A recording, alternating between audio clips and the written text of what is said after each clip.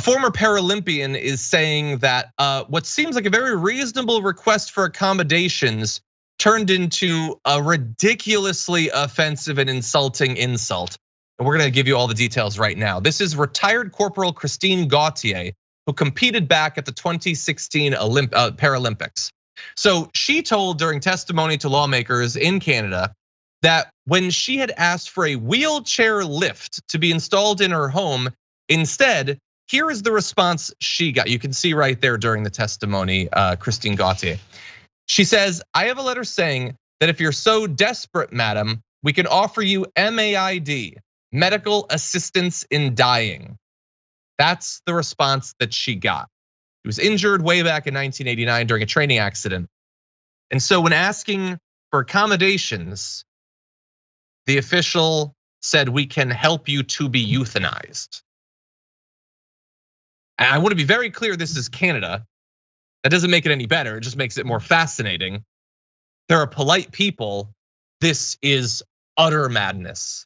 Must have been Alberta, am I right, John? I have no idea. For anyone to say this is insane. For a government bureaucrat.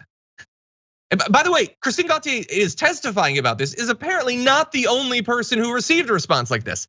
They say 3 other disabled veterans are believed to have been offered the same equipment.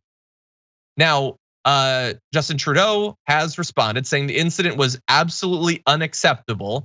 We are following up with investigations and we are changing protocols to ensure what should seem obvious to all of us, that is not the place of Veterans Affairs Canada, who are supposed to be there to support those people who stepped up to serve their country, to offer them medical assistance in dying.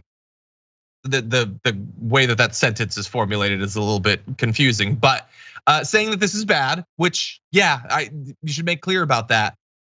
I've tried, I always try in these cases, Brett, to understand what could have possibly inspired a person to do something like this, and I am at a loss. What do you think? They were just trying to talk about the many opportunities made available by nationalized healthcare.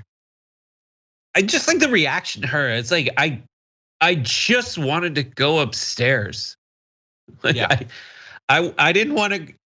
I don't want to. When I say I want to go upstairs, I'm not being metaphorical about a heaven. I don't want to go to the sky. This is one that's so bad that I cannot even like. You're right. You can't picture what the person is thinking, because on the one hand, like, you shouldn't have this job if someone asks for a stairlift and you're like, we can have you killed. That's someone who like wanted to get in the government as a spy and failed and like still wants to use the same like moves, or someone who is like trying to say all the options, like, well, here are all the options, and doesn't understand how tone deaf that is. But those two things you're doing too much to try to be reasonable. Right? It's just a terrible person who didn't seem to understand that there should and will potentially be, especially because it's Canada, consequences for this. I'm inclined to say, like, what more are you supposed to do to merit basic respect? This is a person who represented the country as an athlete, is a literal veteran, but then also screw everything that I just said, because it doesn't matter. Yeah. You don't have to have done literally any of that stuff to not make a request for medical equipment that the response is a high vocabulary version of, why don't you go kill yourself? Why don't you let us kill you? Yeah, there's a lot more work to be done. Not also, just in terms of the United States, but in terms of our species. Also the acronyms tone deaf. A maid helps you like clean the house.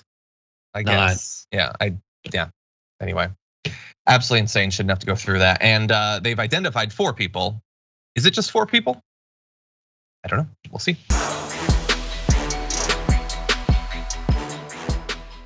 For more political news breakdowns, interviews, stories of activism, and me trying my hardest to care about the occasional big celebrity news story, subscribe to our YouTube channel at youtube.com/thedamagereport. And you can ring the bell wherever it is so you don't miss anything.